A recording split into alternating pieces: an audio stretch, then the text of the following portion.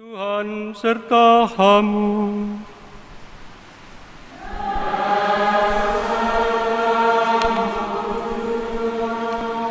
Inilah Injil Yesus Kristus menurut Santo Lukas.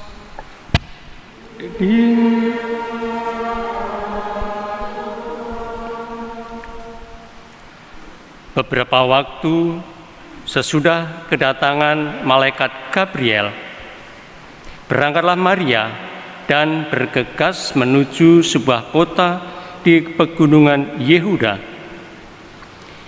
Di situ ia masuk ke rumah Zakaria dan memberi salam kepada Elisabet. Ketika Elisabet mendengar salam Maria, melonjaklah anak yang di dalam rahimnya. Dan Elisabet pun penuh dengan Roh Kudus, lalu berseru dengan suara nyaring, "Diberkatilah engkau di antara semua perempuan, dan diberkatilah buah rahimmu. Siapakah aku ini, sampai ibu Tuhanku datang mengunjungi aku? Sebab sesungguhnya ketika salammu sampai di telingaku, anak yang di dalam rahimku melonjak kegirangan. Berbahagialah ia yang percaya, sebab firman Tuhan yang dikatakan kepadanya akan terlaksana." Berbahagialah orang yang mendengarkan sabda Tuhan dan tekun melaksanakannya.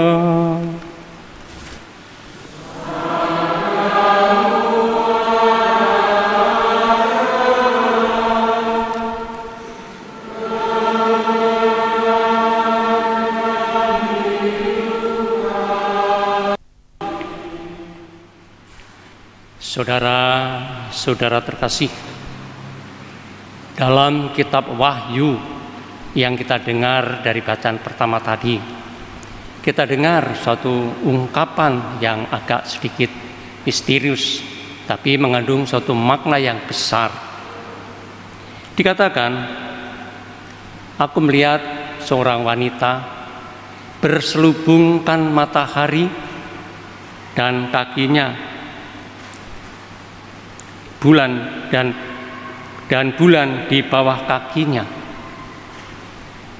Wanita simbol umat Allah, berselubungkan matahari yang berarti dimuliakan oleh Allah, dengan di mana roh Allah tercurah di dalam hatinya melalui sakramen permandian itu, sehingga dia dapat mewujudkan tindakan yang baik yang disimbolkan bulan di bawah kakinya, artinya melakukan tindakan keindahan, kebaikan, kedamaian, ketenangan.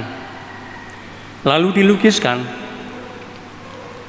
wanita itu sedang mengandung dan berteriak kesakitan untuk melahirkan, yang bermakna umat Allah mengalami kesulitan ketika akan mengamalkan, melahirkan imannya di tengah masyarakat.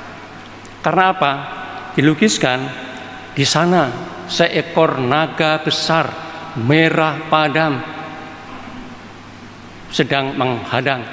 Naga besar maksudnya adalah iblis, setan, kejahatan, kebencian.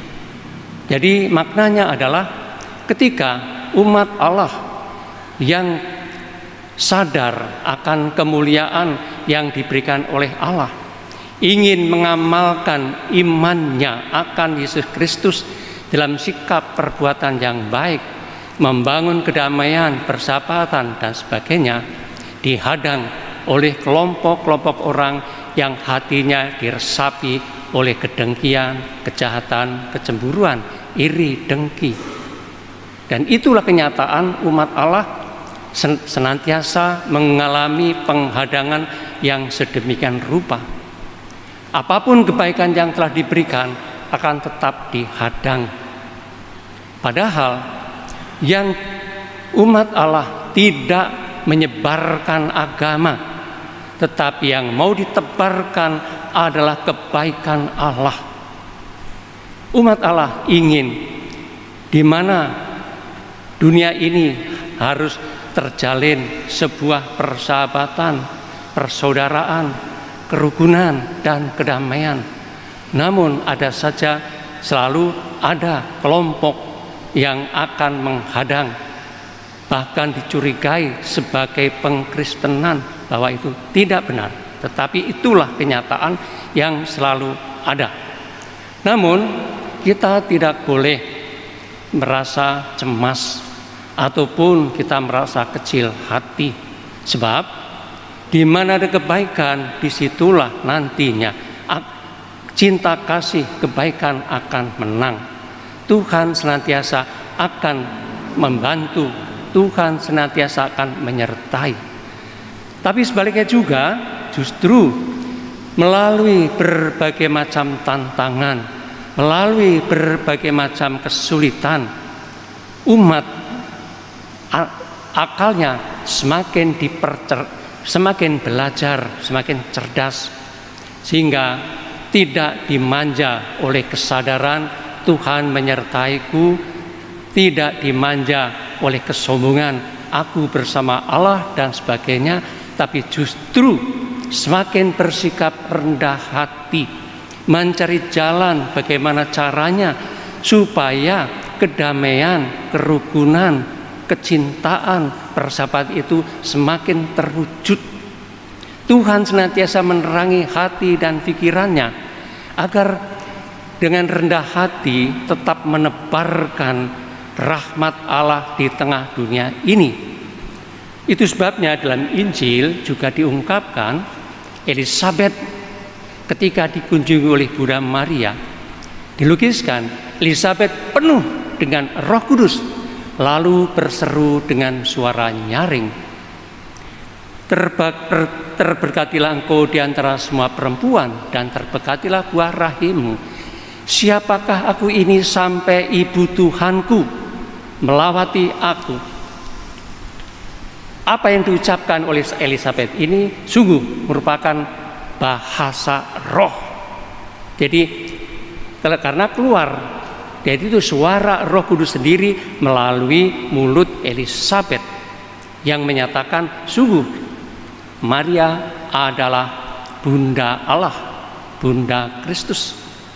Nah, kita diingatkan oleh Rasul Santo Yohanes yang mengatakan Allah adalah kasih, sedangkan Yesus adalah firman Allah yang menjadi manusia. Sehingga setiap orang yang hati yang diresapi oleh Roh Kudus, akan mengungkapkan bahasa roh itu dalam kasih, dalam perbuatan. Kita harus diingatkan, seluruh hidup Yesus itulah bahasa roh.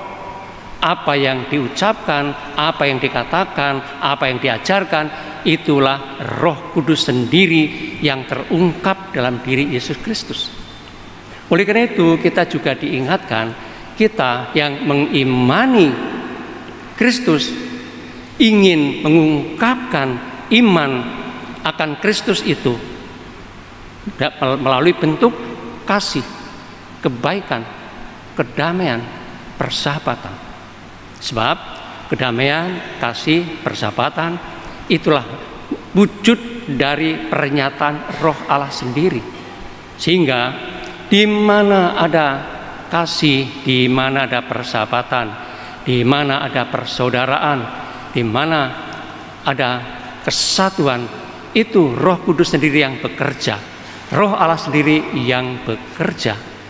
Dan itulah senantiasa Roh Kudus hadir untuk mendorong kita untuk melakukan apa yang dikehendaki oleh Allah. Dan kita harus menyadari bahwa Roh Kristus itu sungguh senantiasa ada di dalam segala sesuatu. Kristus tidak boleh dikecilkan ataupun dibatasi sebatas agama, sebatas kitab suci. Tidak. Yesus adalah firman Allah yang menjadi manusia, yang melampaui semua kitab suci, melampaui semua agama.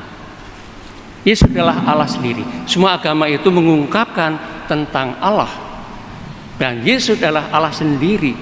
Maka di mana ada agama apapun juga, bangsa apapun juga, di mana ada kebaikan, ada kedamaian, ada keindahan hidup, ada persahabatan, ada persatuan, itu Roh Kristus yang berkarya. Jadi tidak hanya pada orang-orang Katolik, tidak, tapi justru Kristus itu ada di dalam semua agama, semua dalam diri manusia, dan itu terungkap di dalam tingkah laku. Sebaliknya, di mana ada semangat permusuhan, kedengkian, kekerasan, meskipun itu atas nama agama, jelas itu datang bukan dari Tuhan, datang dari iblis. Sebab iblis adalah sumber segala kejahatan. Iblis adalah sumber segala kekerasan. Iblis adalah sumber segala permusuhan, kedengkian.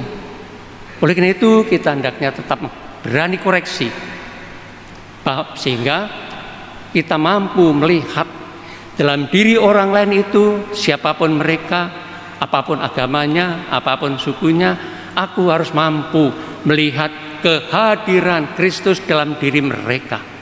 Semangat persaudaraan, semangat kerukunan hendaknya senantiasa tertanam di dalam diri kita. Sebab itulah betul merupakan suatu kekuatan Roh Kudus yang senantiasa hadir di dalam hati dan hidup kita. Biarlah Roh Kudus senantiasa menjiwai hidup kita sekalian. Amin.